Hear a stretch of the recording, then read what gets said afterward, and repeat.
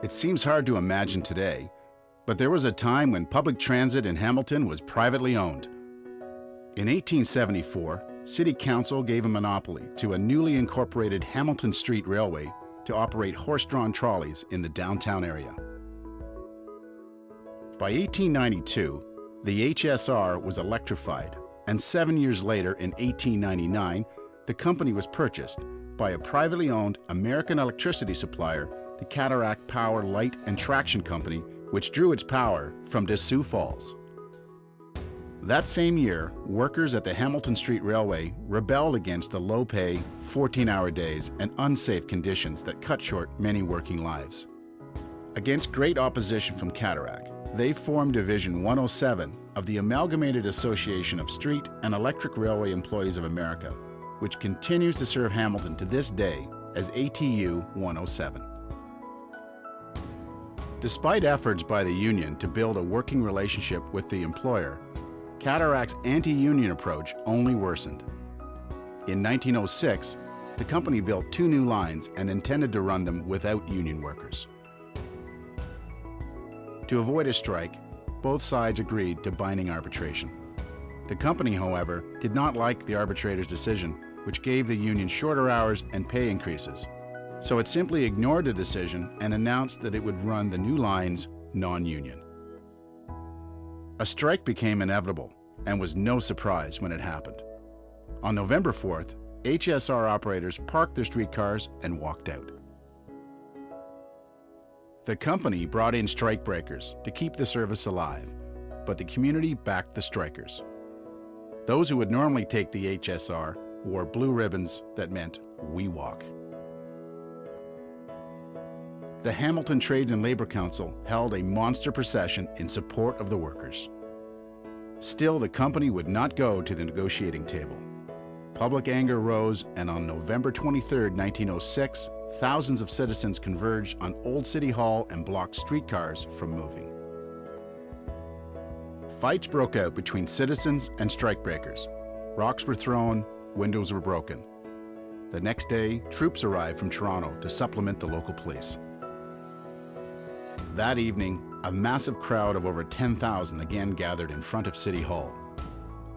The sheriff read the riot act, and as soon as he finished, police and soldiers attacked the protesters, injuring many, some seriously. The citizens did not give up, however, and the company finally agreed to give the union recognition for the new lines. At the same time as the drama around the transit strike was playing out in Hamilton, the province-wide movement for a publicly owned hydro system was coming to a head. For years, the high cost of privately owned electricity was hurting Ontario's economic growth and keeping industry away. Households were unable to afford the many benefits of electricity. The 1905 provincial election focused entirely on the future of hydro. The ruling Ross Liberals had close financial ties to private power companies. Because of this, they fiercely opposed public power. The opposition Whitney Conservatives, however, promised to create a public power company, the Hydroelectric Power Commission of Ontario, Ontario Hydro. The Conservatives won the election easily. The dynamic Adam Beck became the head of Hydro. Public power was very popular. In subsequent city-by-city referendums, residents voted to purchase their city's power from the new non-profit hydro. In Hamilton, the 1911 local vote was a landslide for public power, which began flowing in 1914. Cataract Power soon went out of business and was taken over by Ontario Hydro. Cataract's assets included the HSR, which finally became a locally controlled public utility. After World War II, Hydro sold the HSR to Canada Coach Lines, but that experiment in privatization proved a costly mistake, with much public dissatisfaction.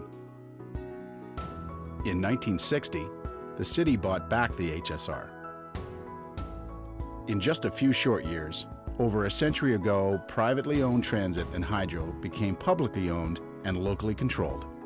Hamilton became known as the Electric City. Industry flocked to the region, attracted by low-cost hydro. Hamilton's prosperity throughout the last century was due in large measure to public power. Today, the Liberal government wants to take us back in time. The sale of Hydro One is a betrayal of the wise decision made by those before us. It is also a betrayal of democracy. The Liberals will not allow a referendum on the Hydro One sale because they know they would lose. Likewise, with the takeover of transit growth in Hamilton by Metrolinx, the Liberal government's transit agency. The so-called public-private partnerships, P3s, that Metrolinx plans for new transit will add the cost of profit and huge executive salaries to our system. P3s also take decisions on our transit future out of local hands into anonymous, hidden corporate boardrooms. We can't let that happen.